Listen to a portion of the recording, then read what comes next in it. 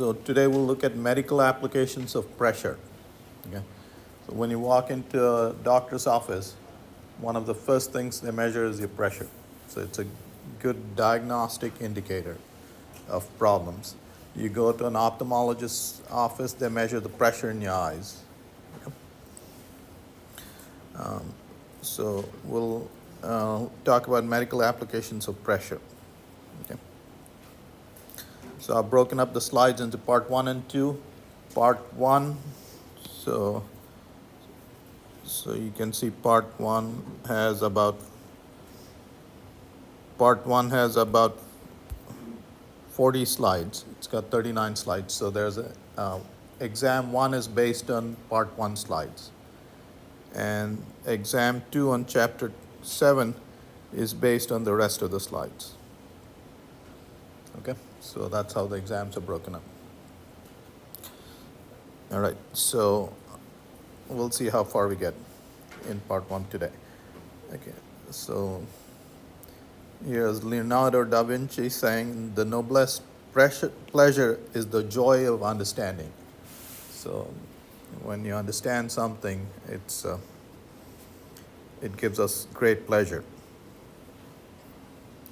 Okay, so like I said, in a doctor's office, when you walk in, one of the first things they do is measure pressure. And here are some pressures. Okay, so systolic pressure in adults range from 100 to 140 millimeters of mercury. These are all millimeters of mercury. Okay. And again, let me remind you, this is the gauge pressure. Gauge pressure is that's absolute pressure minus atmospheric pressure. Okay? So gauge pressure is what we always talk about. The actual pressure minus atmospheric pressure. So if you want the actual pressure, it's gauge pressure plus atmospheric pressure. Okay.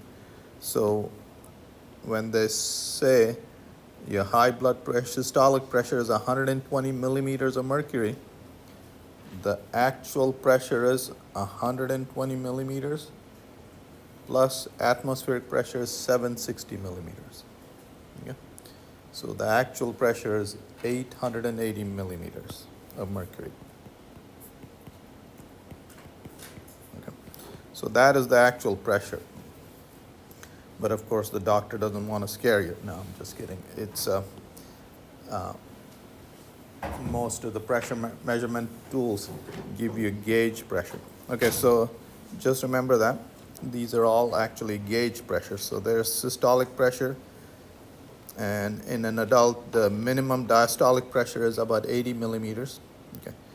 In an infant, the pressures are lower because you don't have to circulate blood in as large a volume. In an adult, you got to push the blood a lot further, so the pressure has to be higher. In an empty bladder, the pressure is 0. In a full bladder, the pressure is 25 millimeters of mercury, and so on. And during micturition, when you're peeing, the pressure increases to 110 millimeters of mercury in your bladder. Aqueous humor. In your eye, the pressure is about, the normal range is 12 to 24 millimeters of mercury. You need that excess pressure to maintain the shape of your eye, and also you'll see that you need that pressure to keep your retina pressed to the back of the eye wall. So we'll talk about all of that. You saw that in the last chapter, we saw the intrathoracic pressure is negative, and that helps you breathe in your breathing. Okay.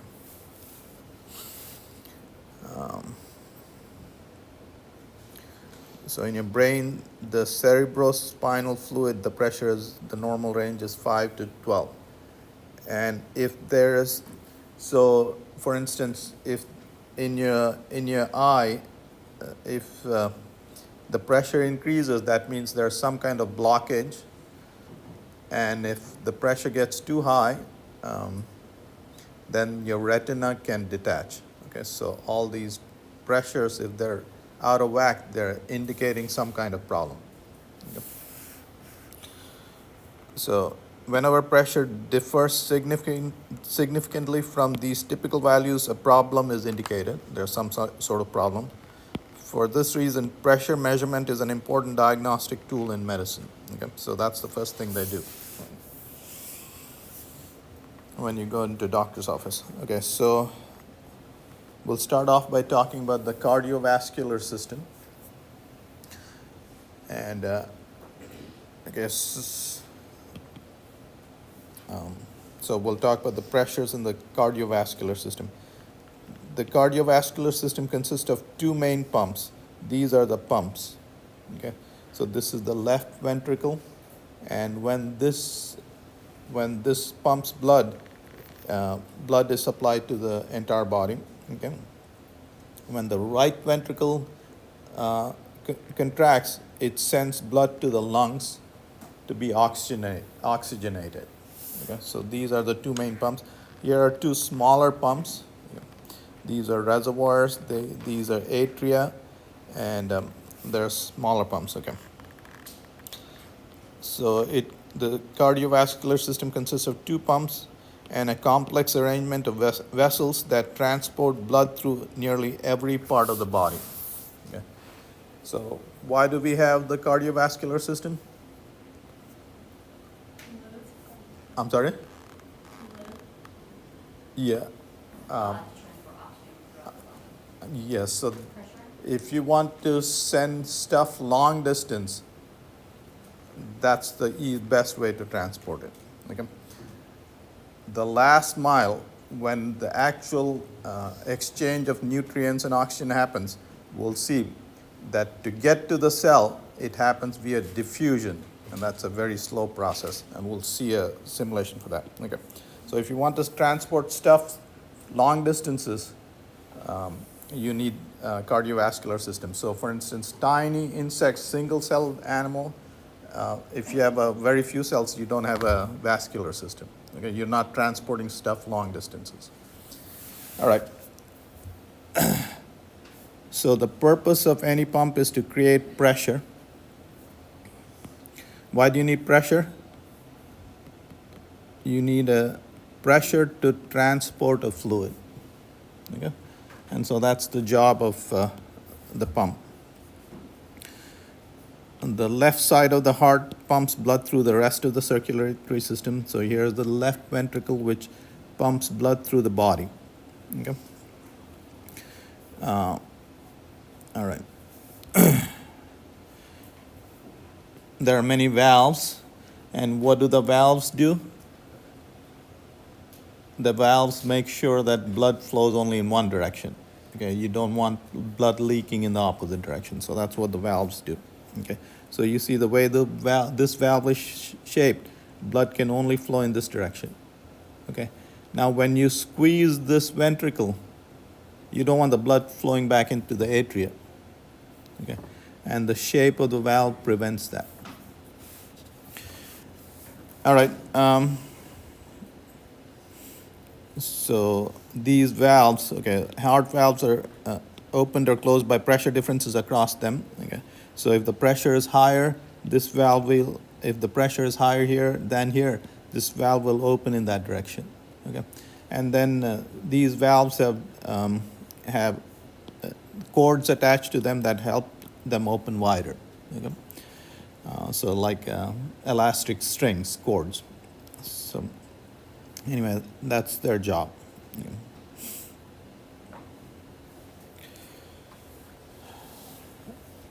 All right, so the major features of our circulatory systems are two sides of the heart, the lung and the arteries, and these are the various components: capillary beds, venules, and veins. Okay, so there's the heart. Okay, the right side of the heart, well, so here's blood that's come from the body that is depleted of oxygen. The right side of the heart sends this blood to the lungs, okay, where it gets oxygenated, comes back to the left side of the heart, and that blood gets sent to the rest of the body. Okay, So that's the circulatory system. Okay, now to make fluid flow, you have to maintain pressure difference along the blood vessels. Okay, and we'll talk about those pressure differences. Okay. So blood is pumped into the aorta, the largest artery, and that's the left side of the heart.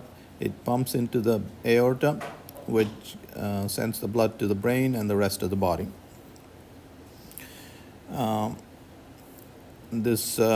So oxygen and nutrients are supplied to the body, and then once it's depleted of oxygen, the blood comes back to the heart, and the cycle starts over again.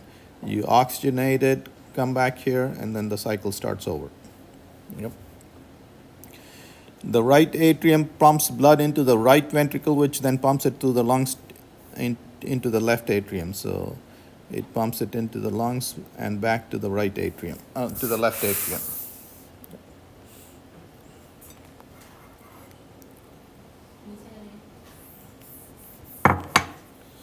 All right, so blood that is depleted from oxygen comes to the right atrium, then goes to the right ventricle, which is sent to the lungs to get reoxygenated, comes back to the right atrium, comes back to the right atrium, goes to the left ventricle, then is sent through the entire body.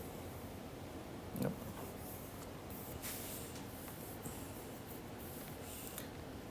It's coming back to the left ventricle, not the right. Yeah, left atrium. The left atrium. Yeah. Mm-hmm. All right, so here are the pressures in the arteries. Okay, so here is the pressure, blood pressure in the major arteries. So the blood pressure in the major arteries is the systolic pressure is 120 millimeters of mercury, and the diastolic pressure is 80 millimeters of mercury. Okay, this high pressure happens when the left atrium is squeezed, when the left atrium contracts. Okay? And when the left atrium is relaxed, the blood pressure lowers to 80 millimeters of mercury. And that's because the tension in the blood vessels, that's what maintains that. Okay? So the maximum and minimum pressures are systolic and diastolic pressures. The diastolic pressure, which is the minimum, is due to the elasticity of the arteries. Okay? They rebound between contractions. Okay, so when the ventricle contracts, the blood vessels expand, and when they contract, that's when you have the 80 millimeters of mercury. Okay. Typically maintaining a pressure of 80 millimeters of mercury. Okay, you saw that in a pipe, whenever fluid flows, okay, the flow rate denoted by Q is the pressure difference. Flow rate is pressure difference, high pressure minus low pressure, divided by the resistance to fluid flow. Okay, so the flow rate is, and I'm going to write down the full formula. And if I divide this by this resistance, it's 8 eta L, L is the length of the tube, pi r to the power 4. Okay. All right. Resistance for laminar flow. This is assuming laminar flow. You guys remember what laminar flow is? Laminar flow is when the flow is nice and steady. This is turbulent flow. Okay. Turbulent flow has high resistance, and whenever flow is turbulent, then you have to work harder to maintain. If with turbulent flow resistance is high, to maintain flow rate you would have to apply a higher pressure. Okay? And you have to work harder.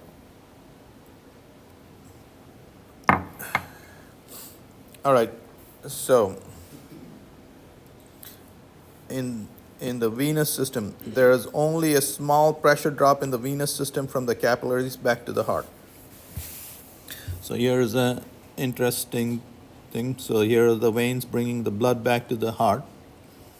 Okay, the pressure here is 15 millimeters of mercury, and there it's 4 millimeters of mercury.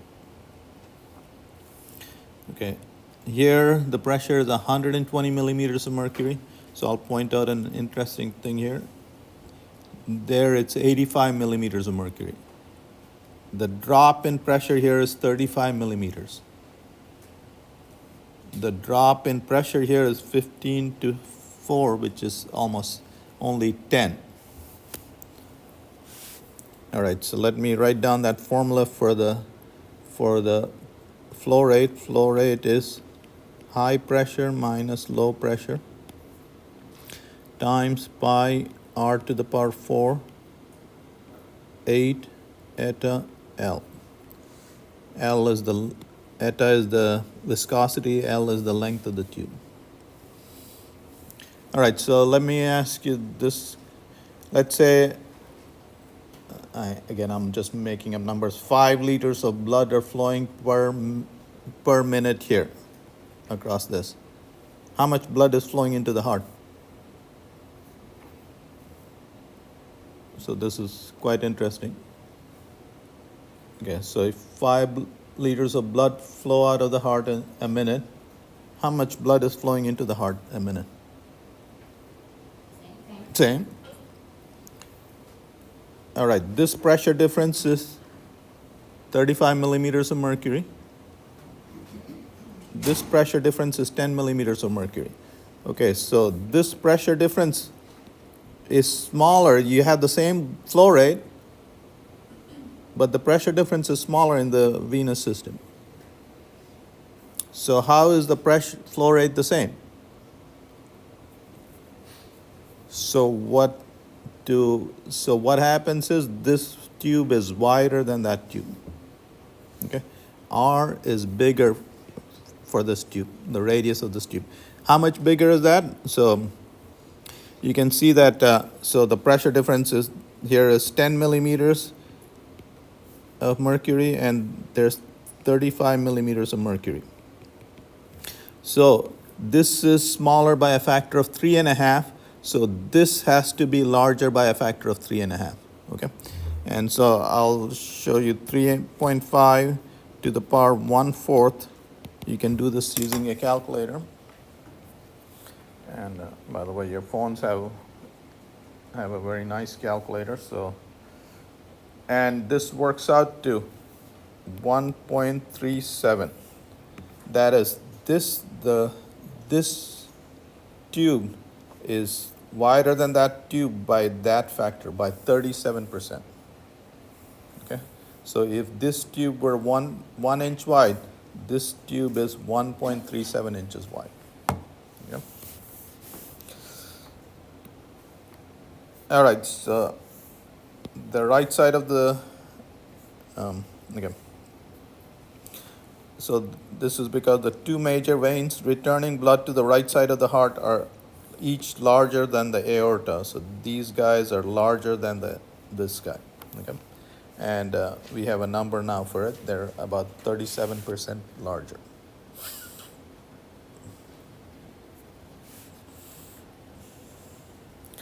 All right. So what is the so this is the capillary bed. Okay. Many of the blood's duties are performed in capillaries. Okay. Their main job is performed in capillaries, including the removal of waste products and the transport of nutrients and oxygen to cells. Okay. So that's their main jobs. You transport oxygen and nutrients to cells and remove waste products. Okay. So capillaries are 5 to 20 micrometers in diameter, so about 10 micrometers in diameter. Okay. The process of diffusion, osmosis, dialysis, and active transport are in action through the capillary walls. Okay. So let's. So what the capillaries do is they absorb waste products from the interstitial spaces, and they deposit nutrients and oxygen there. Okay. And they do that through the process of diffusion. Okay, so I'm going to show you diffusion. I'm going to show you a little app for diffusion. Okay. All right, so this is molecules moving randomly. So let's say this is oxygen in the blood in the capillaries, and this is the interstitial space, and let's say this is carbon dioxide. So what do you want? Oxygen to go there and carbon dioxide to come here. Okay, so this is the cell wall of the capillary, which is permeable to them. Okay, let me increase the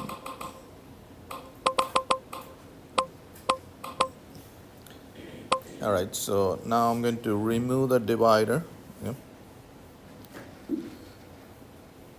And so just if you have a higher concentration of one molecule here, by random motion they'll diffuse over there.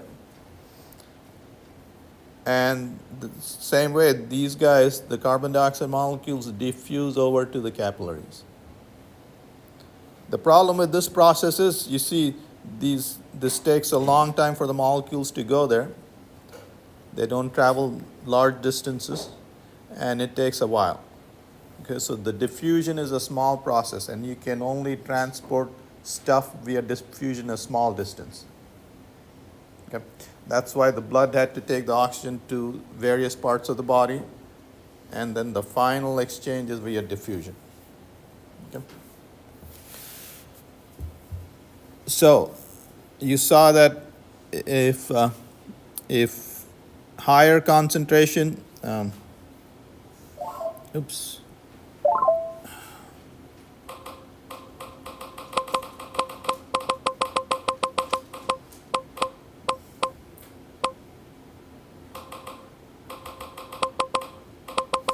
All right, so you saw that the red molecules diffuse from there to there. Molecules diffuse from a higher concentration to lower concentration. Okay? And they will do that on their own. But what if you have to, so let's say I had a few red molecules here, and I wanted to make them go from here to there against their natural tendency. For instance, you have to do this. So in your kidneys, when you have toxic molecules in your kidneys, in your blood, and you want to send them to kidneys, the kidneys already have a high concentration. How do you send from a low concentration to high concentration? That is dialysis. You have to apply pressure. Okay, so that's what we'll learn all of that in part 2 of the chapter. Okay, so diffusion, osmosis is the transport of water across a membrane. Dialysis is transport of toxins, unwanted material from a lower concentration to higher concentration, which happens in your filtering system. And active transport, so again, when you want to absorb nutrients in your digestive system, you're absorbing nutrients from a lower concentration into a higher concentration. And so you have to spend energy to do that. And that's active transport. But all these are related processes, okay? And all these processes transport stuff only very small distances, okay? And so we'll talk about that. Okay, and incoming arterial branches into capillaries. So this is an arteriole, and it branches into capillaries. Okay, some have sphincter muscles to control flow. So if you have sphincter muscles, you can control the flow into the capillary beds. Okay. Pathways through capillary beds are often tortuous and interwoven, giving the body considerable latitude in determining how much blood flows into which organs. So if you want to increase flow to a certain muscle that you're using during exercise and stuff like that, you can increase flow. If you're cold during the winter and you want to cut off blood supply to a region and not waste energy, you can do all of that. Okay. Most capillaries are 50 to 100 times longer than their diameter. There's the diameter.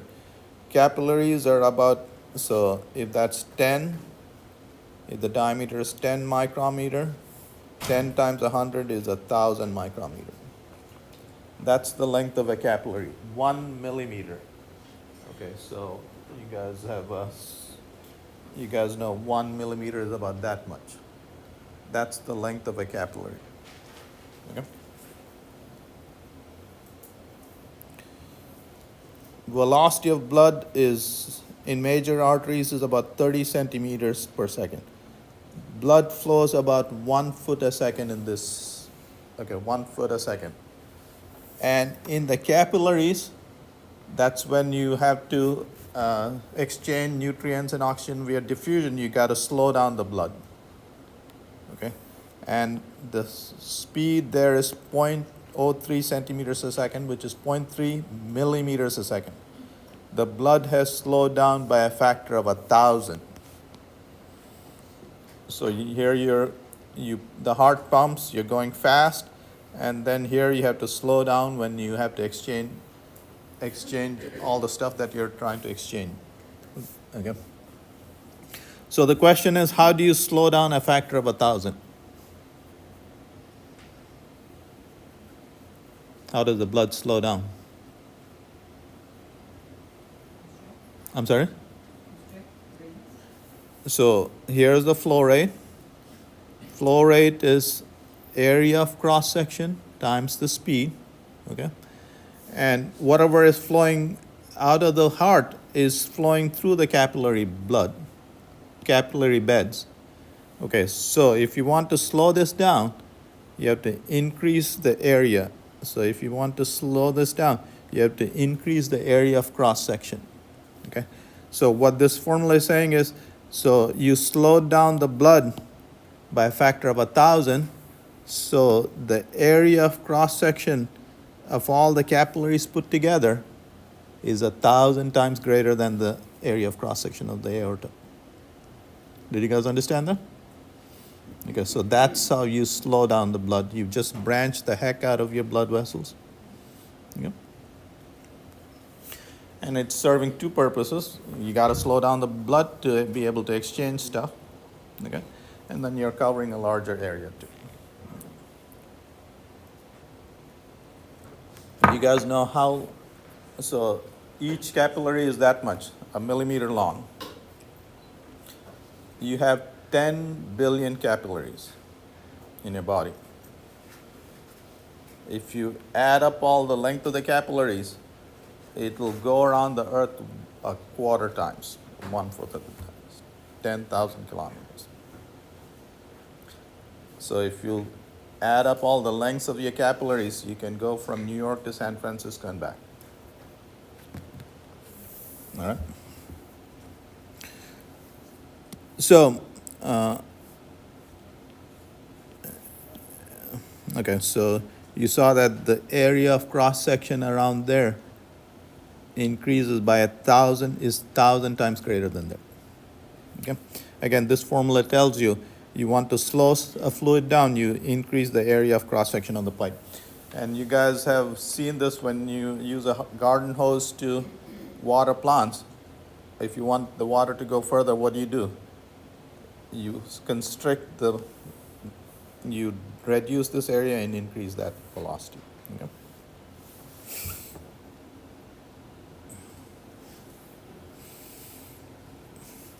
The human body has 10 billion capillaries, giving a capillary every few cells on the average. Okay, so you have roughly 1 trillion cells in your body, and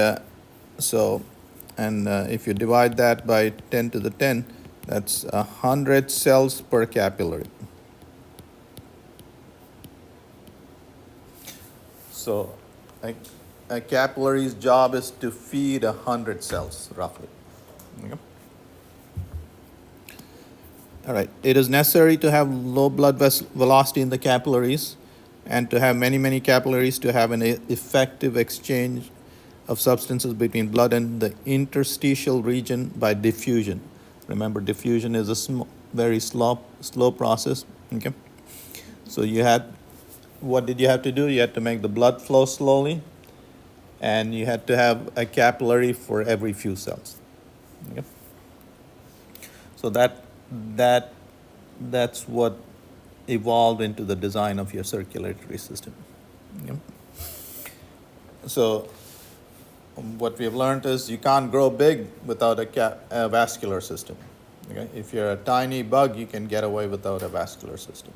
Okay? All right.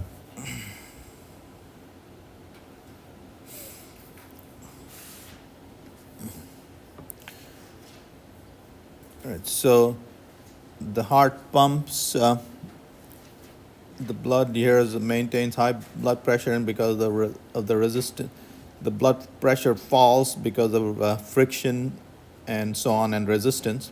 Okay, and then you want the blood to come back to the heart to replenish it with oxygen and stuff like that. Okay, so it turns out that because the blood pressure has dropped so much, to get this blood flowing, your muscles help as well. Okay, so your calf muscles, for instance, again, so your calf muscles, the blood vessels go through the calf muscles because the calf muscles act as pumps. Okay, and so this is in your veins, and you're trying to bring that blood back to the heart. Okay, so when the calf muscles contract, they push this blood along to the heart. Okay, and again, these veins have valves as well, so when the calf muscles contract, the valves prevent backflow, and they only let blood flow in one direction. Okay. All right, so the return of the blood to the heart through the veins is aided by contraction of skeletal muscles, especially in the extremities. When muscles contract, they bulge and force blood out of the larger veins. So when the muscle contracts, they bulge and they force blood up to the heart.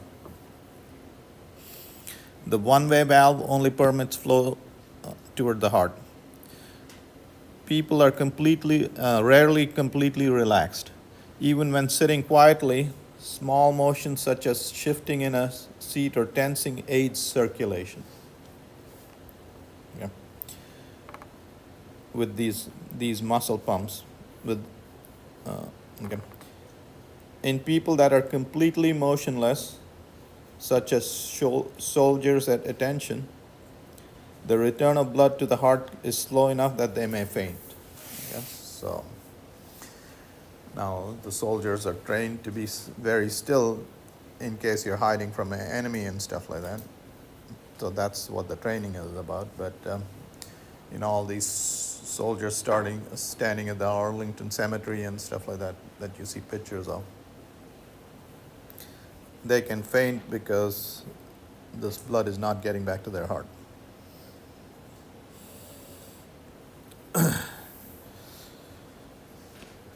All right, so here's something that you have to remember. Okay, so if you have a large blood vessel, the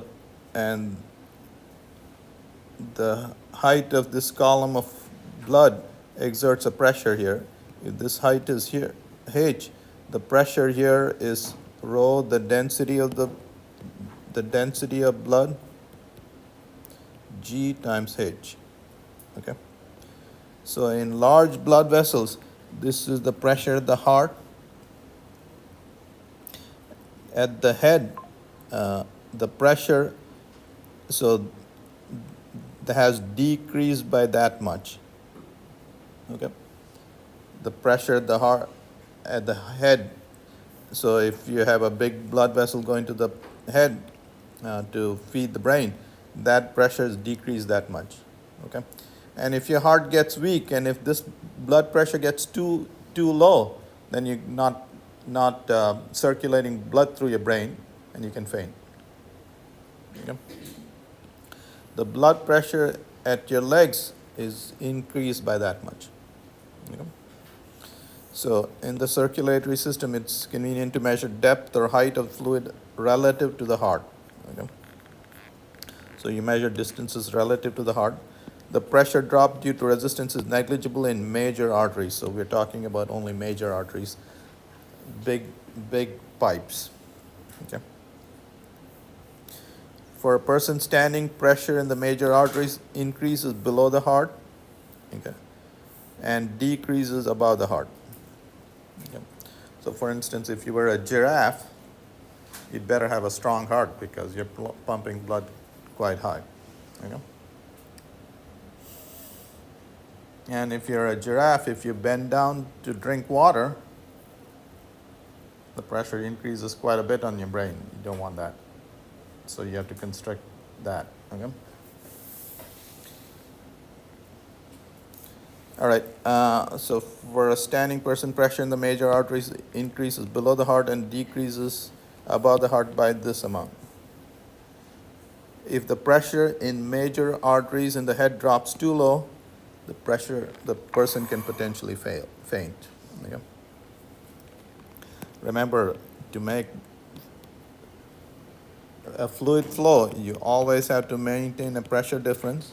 Okay, and if this pressure at the base of your brain drops too much, then you're not pumping blood through your brain, and you'll faint. Okay. So flow regulation, we have the capacity to regulate blood flow to various organs.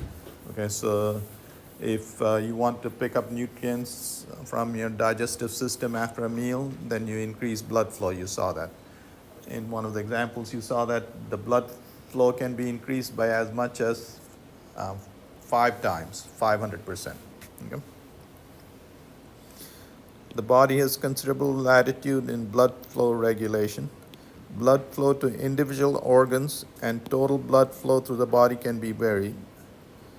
Blood flow is adjusted by changes in vessel radii and by change in blood pressure. Okay. Again, the flow rate, the full formula is difference in pressure pi r to the power 4. R is the radius of the blood vessel, 8 eta L.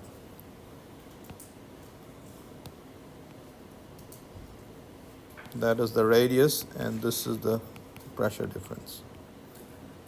Okay, so if you want to increase blood flow, you can increase the pressure.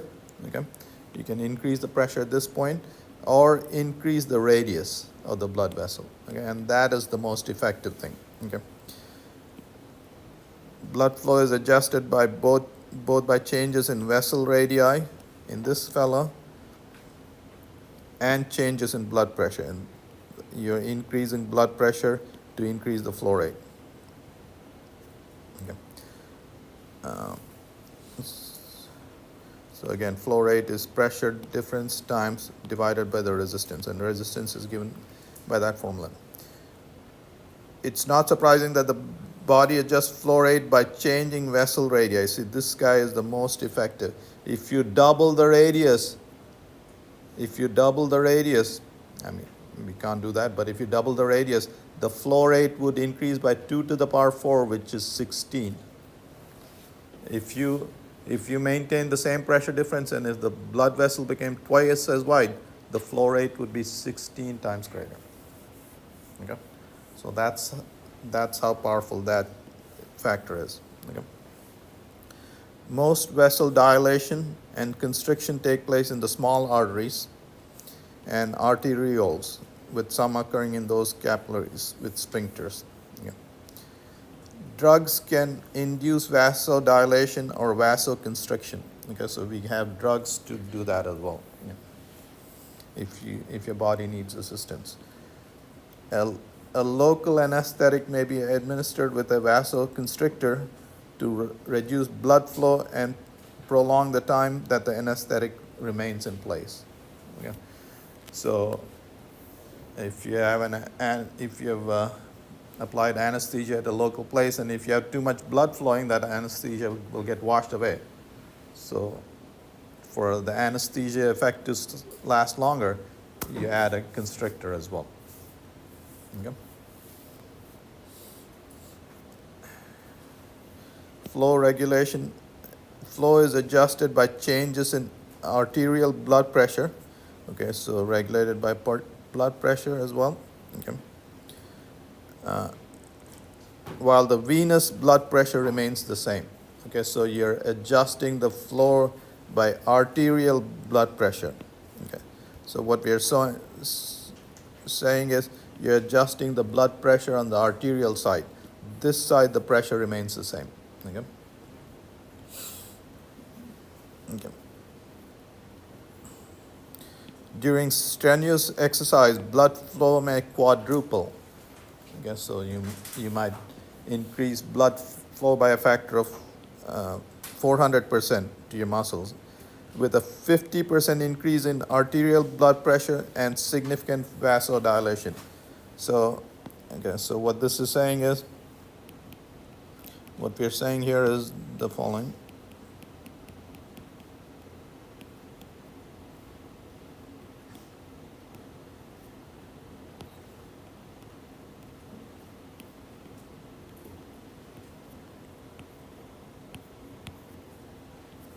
Okay, so you want to increase during exercise, you want to increase this flow rate by a factor of 400%. And you're going to achieve that by 50% increase in blood pressure. And this radius is increased by 30% or 27%. Okay, so that's what athletes do. So blood flow may quadruple with a 50% increase in blood pressure and significant vasodilation. So by 30% or 27% of the arterial system throughout the body. Athletic conditioning makes vasodilation more effective, and blood pressure increases need not be that great. Okay, so if you're a runner and when you go when you train all those times, you're training your body to vasodilate and not use as much as high pressure. Okay. High blood pressure can, of course, be dangerous. It can rupture vessels, causing a stroke or heart attack. Furthermore, a heart must exert more force to create high blood pressure. So if you have constant high blood pressure, your heart is working harder, okay, all the time. High blood pressure, so again, high blood pressure often occurs with aging and may be designed to maintain flow in a vessel narrowed by plaque.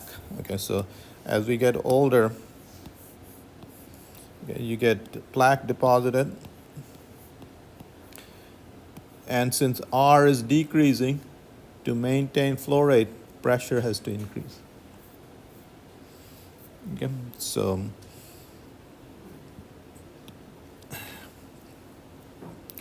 Poiseuille's law, so for resistance, 8 eta L, this resistance is given by that formula. Okay, now this is it only approximately applies to flow, but it's good enough for us. It gives us a sense for what's really happening in the body. That's what. So Poiseuille's law does not quantitatively describe blood flow very accurately. Nevertheless, Poiseuille's law is widely applied to blood flow and does give a good qualitative description. Okay. So I just want to point that out. Okay. We talked about turbulent flow last chapter. It's a good diagnostic indicator. Okay, so what is turbulent flow? So if you have blood flowing like this, and this is laminar flow. Laminar flow is if this molecule was flowing like that, that molecule was flowing like this, they maintain separation like that. They flow in an orderly fashion. Okay. This is turbulent flow. What's the problem with turbulent flow? So when you hear water in your faucets in the kitchen, that's turbulent flow. Well, what is the problem with turbulent flow? Again, to maintain flow rate, you have to measure pressure difference, and this is the resistance to flow. When flow is turbulent, then resistance is higher. So to maintain the same flow rate, you have to work harder. Okay, so you don't want turbulent flow. Okay, turbulence can be detected by the sound it makes. For example, the noise that a water faucet makes is the sound of turbulent flow through its valves. The sound of turbulence is valuable diagnostic indicator. Okay, so no, we talked about this. Turbulence is used to make common blood pressure measurements. Okay, so when they make blood pressure measurements, here's what they do. Okay, so here's your arm. There's a cuff attached around the arm, and what that does is when they apply pressure to the cuff, the blood vessel inside when you apply pressure, you collapse the blood vessel.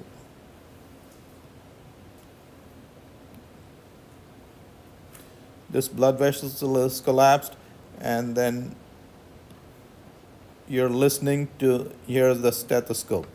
You're listening to flow here. Okay, when the blood vessel is collapsed, there's no flow here. And as you release the cuff, as this blood vessel opens up, when the blood first starts flowing, it's turbulent, and that's what you're listening to. Okay? So when the blood flow first starts, that's the systolic pressure that you're measuring. Okay? And then when you're measuring diastolic pressure, this has completely open, and now the flow is not turbulent. Okay, and so the noise goes away.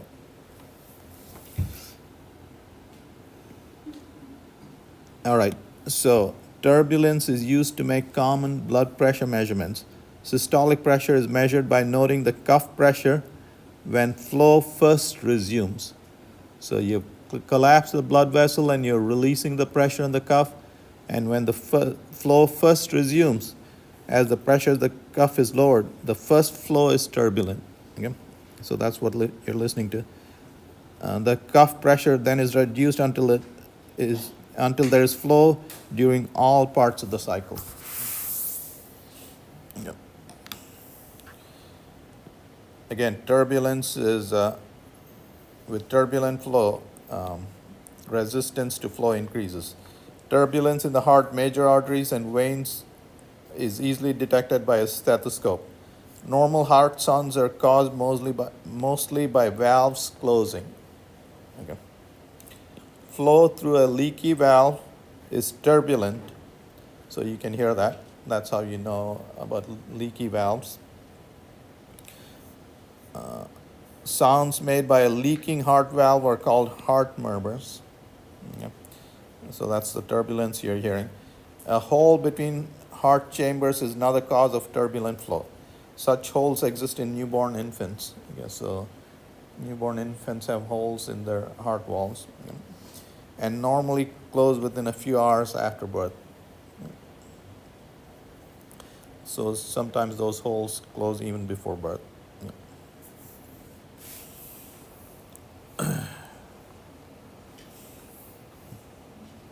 All right. The next thing what we want to answer is the following question. Yep. So let me go back to the pressure. Okay, so the pressure here is in this arteries is 120 millimeters of mercury, 100 millimeters of mercury. And you see these walls, these arteries have thick walls. So the question is, with high pressure, you don't want the, okay, so you can take a balloon and keep blowing on the balloon, and eventually it'll burst, right? So if the balloon walls are weak and the pressure is too high, they can burst. So the question is, okay, here the pressure is 100 millimeters of mercury and the walls are thick enough, and so they don't burst. But when you come to the capillaries, see the pressure still here is about 25 millimeters of mercury. That's only a fourth, so that's still a large pressure. And the capillary walls are very thin. So why don't the capillaries burst is the question. You guys understand that? Okay, the pressure is still high, 25 millimeters, and the walls are very thin. So why don't the capillaries burst? The flow rate is slow. What's that? The flow rate is slow. Okay, so here's the reason. Okay. So Laplace's law tells you, so this is the tension in the walls, okay, how strong the walls have to be. Okay. And look at this. This is the pressure in the capillaries. So if you want low tension, if what they have to do is the capillary radii are very small. So that's why they can get away with not being as strong. Okay? So if the radii is large and the pressure is large, you have to have thick walls. So that's why arteries have thick walls. Okay? Capillaries can get away with thin walls because they're tiny. Their radii are tiny. Okay? So that's the deal. All right, so this is Laplace's law. It can be shown that the tension in the walls of a tube is given by the tension in the walls of a tube. Gamma is the tension, R is the radius. Okay. So if you want thin walls, you'd better have tiny radii. Okay. The capillary radius R is so small that the tension in its wall is also small. They don't need to be as strong.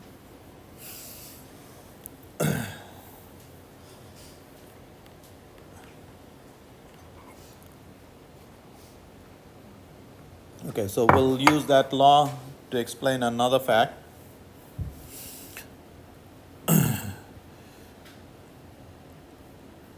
Okay, so you see in the left ventricle, it has to pump harder to create higher pressure because you got to have this blood flow through the entire body. So the left ventricle is creating a high pressure. Okay, the right ventricle is not creating as high a pressure. Why not? So the left ventricle is creating a pressure of 120 millimeters of mercury. The right ventricle is only creating a pressure of 25 millimeters of mercury. Why isn't the right ventricle creating a large pressure? You only have to go a small distance. You only have to go to the lungs and back. This blood has to go through the entire body. Okay, so the left ventricle is a stronger pump than the right ventricle. Okay, you guys understand? So let's see how does that happen. Okay. So we're going to use Laplace's law again. Okay, the pressure is, okay, so from this equation, the pressure is gamma, the tension divided by the radius. Okay. All right, I'll write radius with a different R. Okay. Okay, so if you want to create high pressure, you can do two things. You can have more tension, greater tension. So the left ventricle has to create higher pressure. You can create, you would have to have higher tension or decrease the radius. And the left ventricle does both of that. See, it has thicker walls and smaller radius. So the left ventricle is smaller than the right ventricle. And that's how you create higher pressure. Okay? Did you guys understand that? Okay, so again, Laplace's law says this is the tension in the walls is equal to pressure times R. And so the pressure is the tension in the walls divided by the radius of the walls or the chamber. Okay, so the left ventricle has to create larger pressure. The walls are thicker. Pressure is gamma divided by R. The walls are thicker. This number is bigger. And there's radii is smaller. This is smaller. So that's how you create higher pressure. Okay? All right, Laplace's law has important ramifications in the circulatory system. For example, aneurysms tend to grow dramatically once they begin because the ballooning of the vessel makes its radius larger. In aneurysms, the radius increases and consequently increased tension in the already weakened walls. Yeah, so you saw that. So there in an aneurysm, we saw this in one of the examples before. Uh, the force is pressure times area, and as the aneurysm gets bigger, the area increases and the force on them increases, and the walls are already weak and you're applying a great force and they'll burst. Okay. Now let's come back to the heart. An enlarged heart, that's congestive heart failure. So there, if this heart, let's say this chamber enlarges, that's congestive heart failure, must exert larger force in its walls to create sufficient blood pressure. So if the heart enlarges, R becomes large, and to exert a pressure, you have to have greater tension in the walls. Now your heart became large because the walls were weak, and then you're having to work harder, these weak walls, okay? Must exert a larger force in the walls to create sufficient blood pressure, damaging it further. In a normal heart, the walls of the left ventricle are thicker and the ventricle is smaller in radius than the right ventricle as shown. This is, okay. So in congestive heart failures, your heart is getting larger, the walls are getting weaker, and they're having to work harder. Okay, so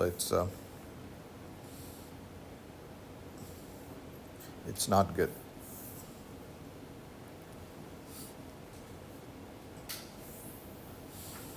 All right, now we'll talk about energy and power.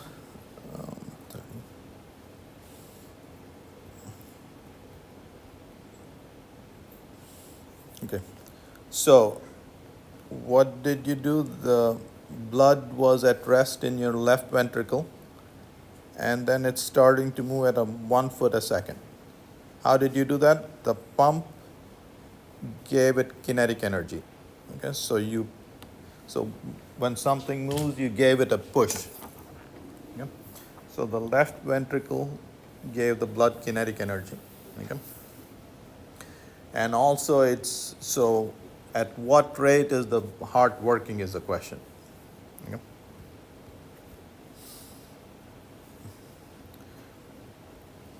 So we'll talk about energy and power.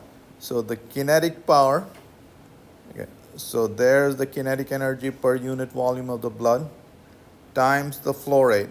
So that's how much power the heart spent on getting the blood moving. Okay, that's kinetic power. Pressure power, the pressure also increased. When the heart squeezed, when the left ventricle squeezed, the pressure in the blood increased, and you had to do work for that. Why did you have to increase pressure? Because you wanted the blood flow to flow through the entire body. Okay, so this is where the heart is spending energy. It's making the blood flow faster, and it's increasing the pressure. Okay. The heart does work and expends energy. Ultimately, all this energy that the heart expends ends up as thermal energy. After the blood has flowed, because of the friction, all that energy becomes heat, gets converted to heat. So just like here, see if I get this object moving, so I got it moving, and then what happened to all the kinetic energy? All that got converted to heat because of the friction. Okay, so just like that, the heart pushes the blood, and then eventually the blood slows down because of friction. Okay? So the heart gives energy to the blood in 3 forms. Blood is given kinetic energy.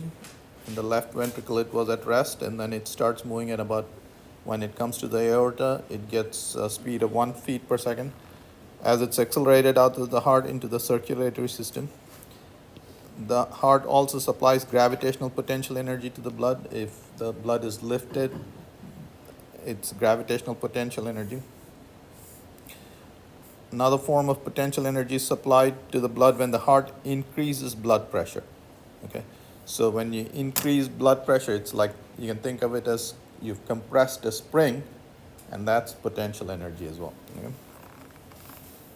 As the blood circulates through the body, its energy is converted to thermal energy by resistance to flow. So friction converts all of that energy that the heart supplied into heat eventually. So shown are typical values. Okay. So when you're resting, the kinetic power, the energy spent by the heart in speeding up the blood is about 0.15 watts. Okay. Your total consumption, do you guys know how much energy you're consuming each second? You're consuming about 100 watts. Okay, so your power consumption is 100 watts. So you guys are all like a 100-watt bulb. Yeah, so this much power goes into speeding up the blood. This is the energy spent per second for increase in pressure, okay, when the left ventricle squeezes. And the total is that, about 2 watts, 1.65 watts. Now, really, so while resting, the power output of the left ventricle is not large, which is that, but it must supply this power continuously for your entire life. Okay. So even though this power doesn't sound large, it's got to do this. So it's everything in your body has got to be warranted for life. You know. In addition, the heart rests about 2/3 of the time. Okay, so this is the average power. It's resting 2/3 of the time. It's only contracting 1/3 of the time. So really, when it's contracting, the power is 3 times this, which is 5 watts. Okay? So the actual power output of the ventricle during contraction is about 3 times greater than that, which is 5 watts. Okay? So when the heart is contracting, it's using 5 joules of energy per second. That's what that means. Okay?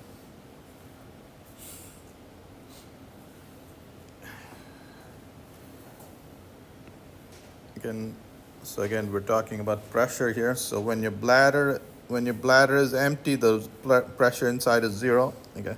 When the bladder is empty, the bladder pressure is 0 when the bladder is empty, and climbs to 25 millimeters when the bladder reaches its normal capacity of. So when the bladder is full, and so 500 cc. So can you hold up your soda bottle? Okay, so that's your bladder capacity. Okay, so when it's full, thank you. The pressure is 25 millimeters of mercury. Okay. So, and when your bladder fills, the micturition reflex triggers muscles contracting around the bladder. So when the bladder fills, your reflexes trigger and the bladder contracts, and the pressure can go up to 110 millimeters of mercury. Okay, and then you want to go and you want to pee. So accentuating the sensation. Okay, so your brain is prompting you to go empty your bladder. Okay. And so while urinating, the pressure is about 25 millimeters of mercury. Okay, and if your urinary tract is constricted for some reason, if your tract is constricted, then your pressure has to be higher to maintain flow. Okay, and so for instance, so a swollen prostate gland can set pressure as large as 70 millimeters of mercury. Okay, normally to maintain flow rate, all you need is about 20 millimeters of mercury difference. But if you have this the urinary tract is constricted, then you might need as large pressure as 70 millimeters of mercury to urinate. Okay. Pregnant women experience increased bladder pressure due to the weight of the fetus resting in the bladder and find it necessary to urinate frequently. The capacity of their bladder is also less than 500 cc because of the space that the fetus occupies. Okay.